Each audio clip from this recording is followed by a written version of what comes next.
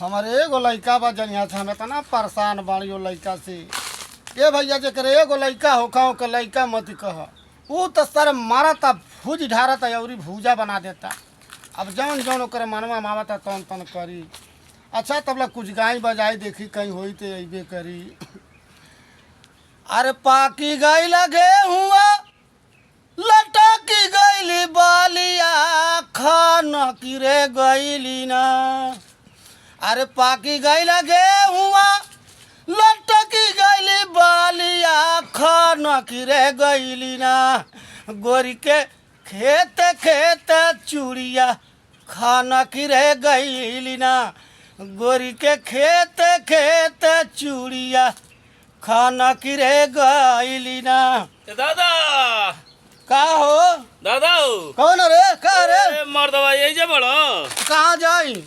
कब कर का तू एजा लब दे खेतवा में भाग जावला हम घरे खोजे पड़ाई घरे तू खोजे तड़ा आई खेतवा में देखा तड़ा आई पत्त गोभी लगौले बाड़ी, हाई लहसुन बोले बाड़ी, हाई आम मौरता तेरा खाई नहीं तो बोची घरवा में रहले बोची जाई। हम नहीं है ना हां कहनी दादा ने लौका तना कहां बाना हां तब पता चलल खेतवा में गइल माने चलिए नहीं खेतवा में हम खेतवा में सबेरे में से बाड़ी इनाई कल तनी पानियो नहीं ले ले आई ये बुरबक तू ना तू हके मर्द का हम पानी ले आई हां मलकनिया खबर कुछ कहला का अरे पतो ही लगियो कि हम जाए कुछ कहे रे तोरे ना समझ बा काहे खड़बड़ाइल बना कब खड़बड़ाइल बे रे ऐसन बने हम सजवा जानते रे ओसे कनी अरे पतोइया तनी एक गिलास पानी देबे ये तो कहले बाड़ी पानी मांगलो तब का मांगे है मार दे तूने बूढ़ भइला मार दे सहूर सीख।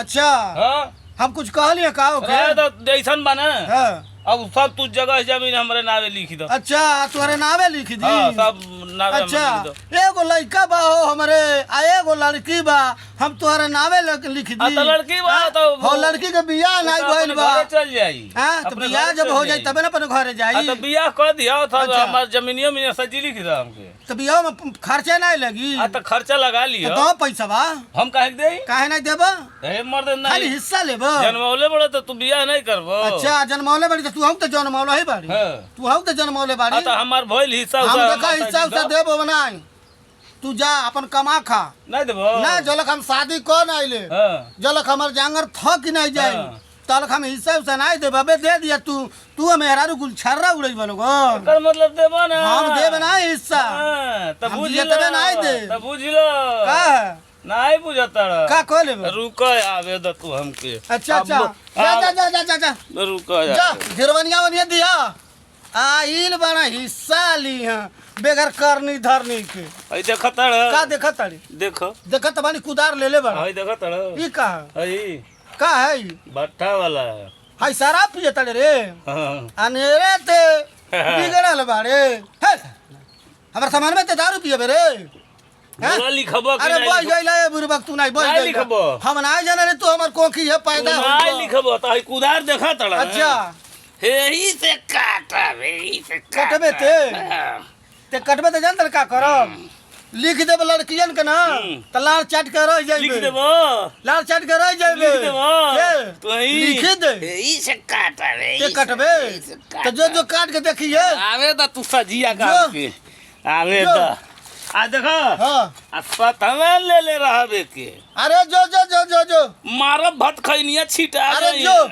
हम लिख देब देखत का करत रे जो आइल बड़ा हिस्सा इनके चाही मेहरारू जन कहते तौन करत ई नहीं जानत ना बपो महतरिया के कुछ होला कि नहीं होला न एक पैसा दवाई के देवे के बा न एक पैसा खर्चा देवे के बा हिस्सा लेवे आइल बड़ा मेहरारू के कहले पर अब तो का हम हिस्सा देई लिख देव लड़कियन के। ए भैया ऐसा गलती अरे सबे मत करब। अरे हिस्सा तो वही के भइल जब हमारे के गो लड़का बा तो चाहे एने से चाहे उन्ने से हिस्सा तो वही के भइल। लड़की तो अपने घरे चल जाई निक चाहे बेकार हमारे लड़के देखी। ऐसा गलती सबे मत करब कि अपने बेटी दमादे के लड़का आछी तो लिख देव सबे ई गलती मत करब सबे। लेकिन एक चीज़ और ध्यान देव सबे कि हमार कॉमेडी IPS चैनल है तनी पर रउरे सबे शेयर करी फॉलो करी आ हमारे गलती के जवन गलती सही भइल होई और रउआ सब हमरे के माफ़ी मांगता रउरे सब माफ़ी दे।